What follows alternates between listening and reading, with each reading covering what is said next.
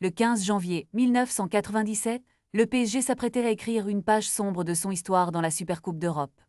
Réclamant un miracle, le Parc des Princes chantait Pouguette, Pouguette dans l'espoir de renverser la Juventus, une équipe emmenée par des légendes telles que Zinedine Zidane, Alessandro Del Piero et Didier Deschamps.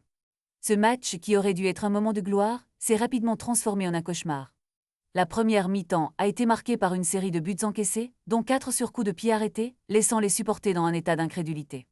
Vincent Guérin, auteur de 2 erreurs fatales, avouait n'avoir jamais été aussi malheureux sur un terrain. Le PSG, de retour d'un stage à La Réunion, n'était pas prêt pour l'intensité de ce duel.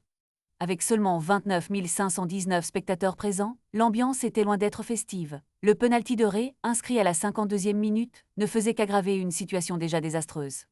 La défaite finale, avec un score de 6-1, a laissé des cicatrices profondes dans la mémoire des joueurs et des fans. Pierre Lescure, le président du club, a qualifié cette performance honteuse, indigne de l'image et du standing du club. Cette nuit-là, l'entraîneur Ricardo a même proposé sa démission, une offre qui a été refusée, mais qui témoignait de l'ampleur du désastre. Les Guignols, dans un sketch mémorable, se moquaient de la situation en montrant lui rigoler face à l'absurdité de la défaite. Bernard Lama, quant à lui, a minimisé l'importance de ce match, le qualifiant de simple match de préparation.